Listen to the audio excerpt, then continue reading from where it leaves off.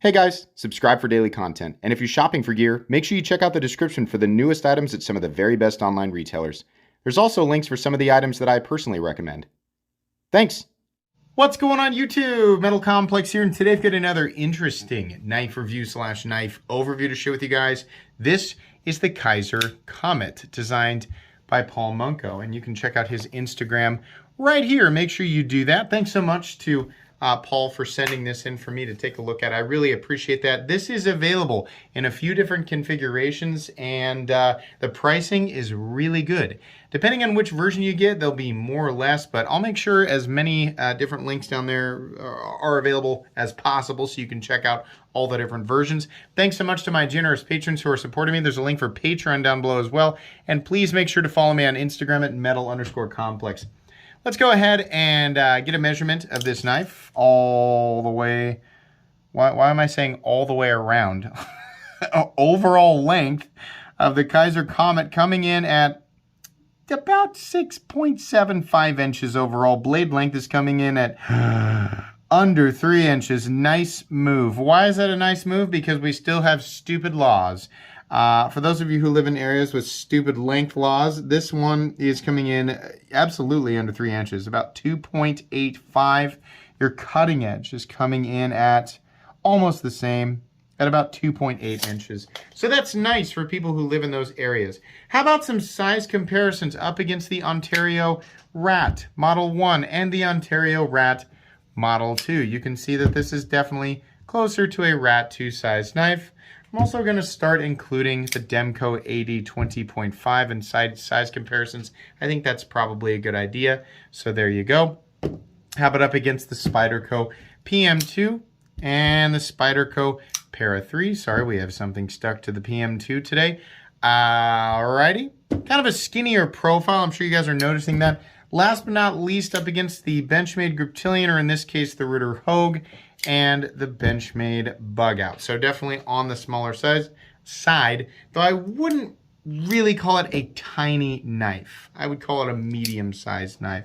How's the action? This is a Kizer. The action is pretty darn good. This is a pretty small and pretty thin blade, so it's not, it can't rely heavily on gravity to do its bidding, but it is smooth, and the internals are consistent over time. That detent ball will definitely wear a race into the blade or track or whatever you want to call it, and it'll get smoother. But the detent is tuned properly, and the flipper tab is also shaped in a way that allows for consistent and reliable deployment. There's also no double clutch, so if you want to turn sideways and do that, you can absolutely do it. It is a narrow frame, but the nice thing is it's a liner lock. It's not an exposed frame lock, so you can put your fingers wherever you want and deploy it, and you're not going to cause any unnecessary pressure against that blade and make it hard to flip. So it is very easy, very reliable to flip, and I like it. Let's go ahead and do carry profile. Thickness up against the Spyderco Para 3, it's really about exactly the same. Length and height up against the PM2 and Para 3, this is going to be a pretty darn easy knife to carry. You can see that it is nowhere near, thanks to its profile, nowhere near the same size or height or length or whatever, same anything as the PM2 or Para 3. So for most people, this should be extremely easy to carry. Let's go ahead and weigh it. First off, what are we looking at for materials? For the blade, we are looking at, where is it?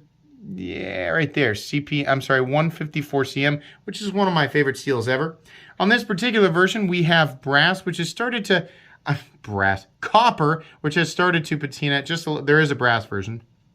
Started to patina just a little bit because I've been carrying it here and there, and that's fine. That's just what's going to happen, and that's honestly, I think that's kind of a cool thing about brass and copper is it just starts to look more aged over time. And the fact that he coupled it with this style of micarta, I think it's just going to get better looking as time goes on. So I kind of appreciate that. So we have micarta, we have copper, and we have steel liners, and then we have a 154 cm blade. So weight. What on earth happened to my scale? There it is. The scale's right here. I'm going to guess this thing weighs about 2.75 to 3 ounces. Where are we at? Well, a little low, 3.17 ounces, which is honestly pretty darn good because the thing has just shy of a 3-inch blade. Not absolutely perfect, but certainly in the realm of good. as far as ratios go. It's also a really compact object in general, so that's not going to bother too many people, I really don't think. Let's go ahead and do a hardware check. I'll get out my tools. As per usual, my tools are very inexpensive and very recommendable. You can find them right down in the section of my description that talks about the tools I use on this channel. We have a T8 pivot, thank goodness. And then we have T6 screws for the scales. And then we have a T6 screw right here. This screw is essentially just holding the scale into the frame. And then we have a T6 screw for the standoff back here on each side. Now, because of the way that he's designed this, it actually still is minimal hardware. There's just 2 screws because there's only 1 standoff, and that's really all it needs for the size of it. So that's great. You have 1 pocket clip screw, and that's it. So really, this is a super simple knife to take apart. I wish it were T8, but it's not. As long as you have quality tools and a place to put your hardware, you'll be just fine. No big deal there. Let's go ahead and measure blade stock thickness. I'm going to guess that's about 115 thousandths. Let's see if I'm right.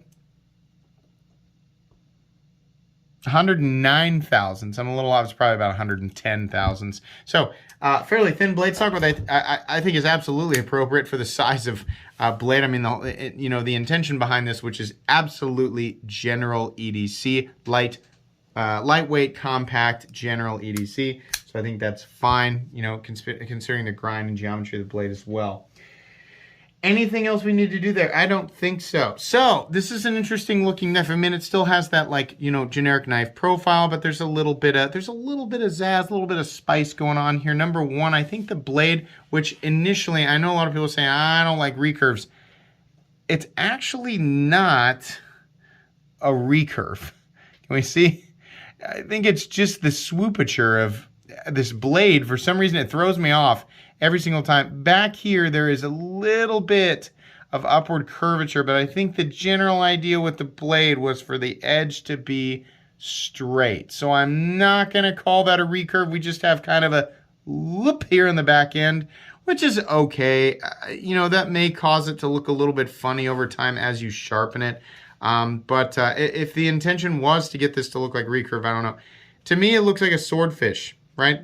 So you can call this a modified clip point. You can call it a swordfish. You can call it a modified swordfish Tuesday sandwich surprise beefaroni, whatever the heck you want to call it. I'm sure the blade geometry or blade classification police will absolutely rip me a new one for that. But it's just hard for me to call this a recurve. I don't want to get too hung up on that. It is just different, right? And it's just like an elongated clip point.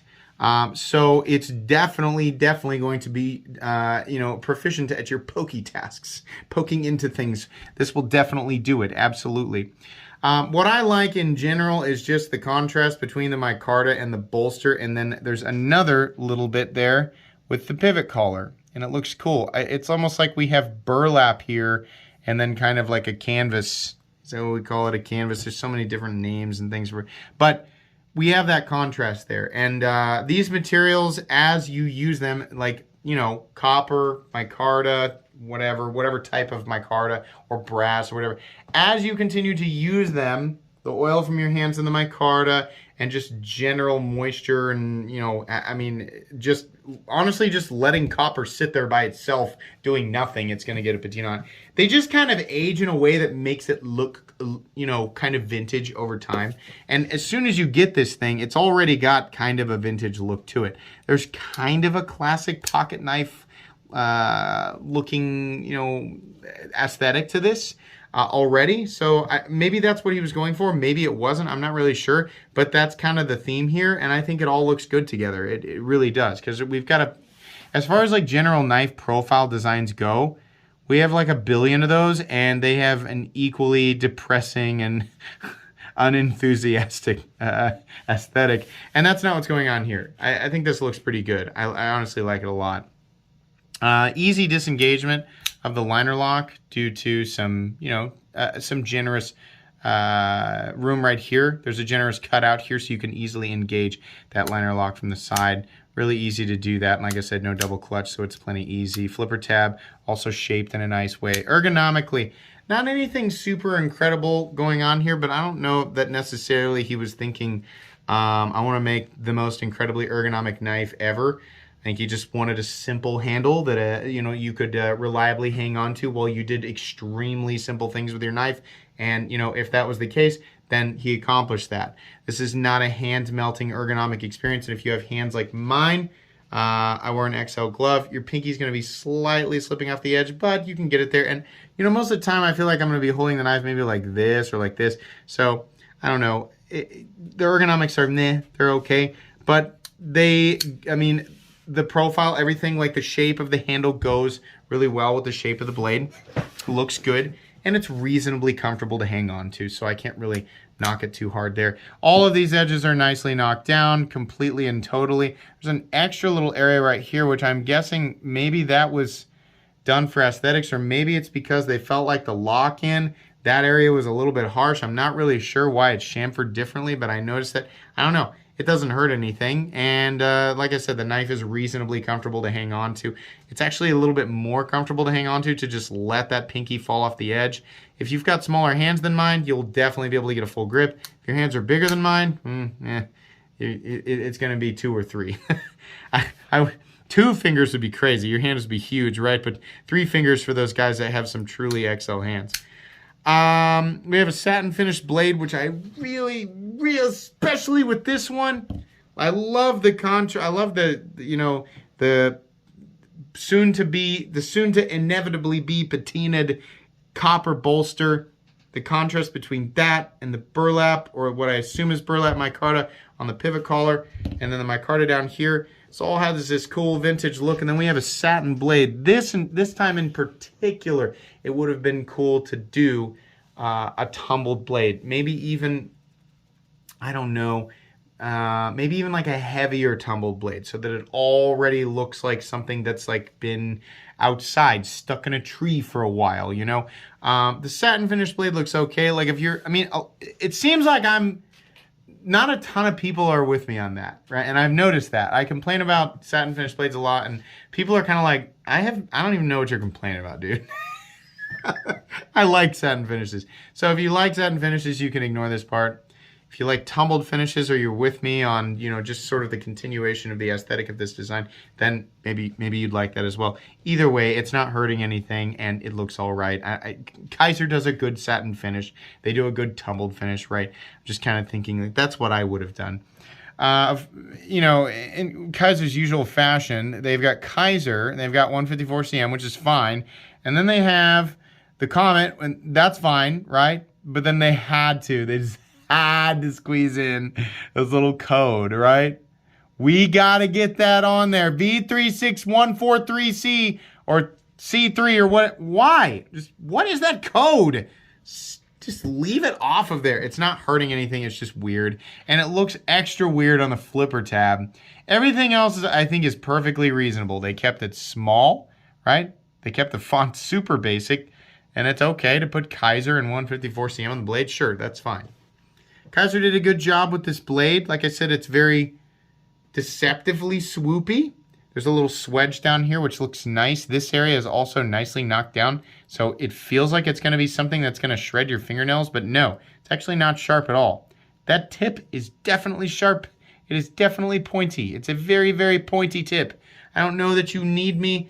Yeah, go check out Metal Complex's knife reviews. They're really informative. He's really insightful. This tip right here is really pointy, guys. Look at that. It's a pointy tip. Can you imagine? Popping in for the first time. Wow, yeah, that guy's really knows what he's talking about there. Because of where the flat is on this, and even though the starting geometry of the blade is 110 thousandths, where the flat is, where it drops to, it's not amazingly thin, but I wouldn't call it thick either. It's right about in the middle. I mean, this is kind of like run-of-the-mill thickness behind the edge. It will slice, it will cut, it will poke, it will do EDC stuff, and it'll do it with relative ease, right? If you could imagine with me the types of things you would do with this knife, it's going to do those things, right? If you're imagining like, well, I chop boat anchors in half for a living, okay? So I'm going to need a I'm going to need a knife that can chop boat anchors in half. Why did you click on this video, bruh? It's the wrong video, wrong knife, wrong tool, wrong... I don't know what you're thinking. But yeah, for those of you who kind of understand the general idea behind the design of this knife, it's going to do all of those things. Opening letters and cutting open packages and, you know, breaking down some, I would say some medium to small size cardboard boxes, just general stuff here and there. It's going to do that. All right, moving on here. Fit and finish all the way around and seating of the hardware is good. The pivot color looks excellent. The transition between the copper and the micarta is also excellent. Copper is one of those things where if it's overdone, like if the entire thing is copper, it's like, yee, it's too much because it's heavy. But when it's a bolster, right, it's a bolster material, it looks good. Or it looks good as a pivot collar or just an accent. Copper, to me, is not something that works really well as like the entire scale or the entire frame. I think copper works best as an accent material, and I would still count the bolster as more of an accent, right? It depends on the design, I guess, whether or not it's a functional aspect. But yeah, I think it makes for a nice accent. So I also appreciate that they did the split here diagonally and not horizontally, because that would have looked really sloppy. But I like how this looks. We do not have nested liners, but I don't think we really needed it, so no big deal there. There is a lanyard hole. Yay! Woo! There's all 7 people are pretty pumped about that. This is a titanium pocket clip, which I did not expect. I really thought they'd just do like a simple stamped steel clip on this, which honestly would have been perfectly acceptable, Paul. I like Paul Munko a lot. I talk with him. He and I share a very similar taste in music. That would have, dude, like that would have been totally acceptable. But he went for that milled titanium clip on this guy, and it's a good clip. We got good carry depth. We got 1 screw, nothing for lefties. Sorry, Paul doesn't care about lefties. Just kidding. I mean, there's no mounting position for left-handed people, so sorry about that. This is also fine. This is about the steepest ramp that I've ever seen on a pocket clip, but you can absolutely push. I've done it because I've been carrying this. You can absolutely push it in and out. You can tell actually the side that's been up against my sweaty leg is a little bit darker than the other side. But this will absolutely go in and out of the pocket with one hand, no problem. Honestly, this could have been shorter. It probably could have been something like 30 to 40% shorter. We probably could have cut it off like right here and it would have been fine. Ergonomically, it's not really that big of a deal because it's flat and these corners are completely knocked down. So nothing about that clip, you can see that all the way around. Nothing about that clip is sharp. Stop pin is located, actually it's part of the blade. You can see right there that little bar. There are 2 little lugs attached to the blade. They actually ride on little channels on the inside, and then they contact 1 point over here on this liner and 1 point over here, which is nice. You get an extra point of contact versus a traditional stop pin, and I like that. Not so much for strength on this guy. I mean, it does, and then maybe mitigates pressure away from the pivot, as I usually say when you're doing a twisty or pulley cut. But truthfully, it allows for additional stability on, like, when you're trying to, let's say your pivot comes out and you're trying to put it back together, or you just disassemble a knife, you're trying to get it back together, trying to get the blade centered, right? You want that sweet, sweet action. You want that solid lockup. When you have those lugs on either side and there's 1 more point of contact, it just seems to get all of those things right a little bit better. You ever tried to center a blade and you're like, it's centered, and then you kick it out and you're like, oh, but it's wobbly. And then so you mess with it and you mess with it. Okay, now it's not wobbly and it's centered, but the action blows, right? Sometimes, in my experience, when you have those lugs on either side of the blade, it just helps with that, because as you're pushing back and forth, right, if they're all the way up against that and the pivots doesn't have to be nearly as tight to get it to be, no blade play. So as you can see here, we have great action, very smooth, no blade play, which you have to take my word for, right? All of us reviewers do that same thing. No blade play there, yeah, no blade play. You can't feel it, but you have no choice. You have to take a word for it. Disengage that lock bar, no lock stick, and no pivot lash. Again, you have to take my word for it. Nice and consistent here, no grittiness or anything like that. And we have a clicky detents, which is just something that I like. Nice. How's the centering? Yeah, you know what? I think that looks pretty darn good. Let's see, does it split that standoff? Yep, it does. Very good. Okay. So, verdict. This little area right here that makes it kind of start to look like a recurve, even though it isn't. I don't really like that. It might start to cause issues over time, but it probably won't be that big of a deal for me. It's just more of an aesthetic, like pick a lane kind of a, right?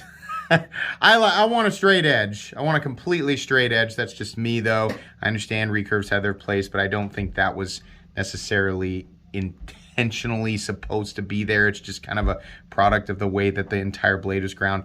And then I like the pocket clip, but it just needs to be a little bit shorter. Outside of that, I mean, you know, some people are going to take issue with it depending on the size of their hands or how they prefer to hold their knives, right? But as far as, you know, I think the intention behind this thing, which again is really just extremely straightforward, simple day-to-day cutting tool, I think that this was executed well. And I also really like the aesthetic. I mean, I wish the blade was tumbled, but everything else kind of has this cool, you know, I don't want to say vintage aesthetic. It's just going to continue to look cool and used. And, you know, somebody gets this out, and you're not going to know if they've had it for like a few weeks or if they've had it for like, you know, a few years. It's just one of those things where that's how it's going to look, right? The best thing about this is the price. I mean, with the base price of this, the least expensive one that I found online was 75 bucks. That makes it a budget knife. Yeah, some variants of them are up to, I think, 89, like 90 bucks, right? It just depends on which one you get.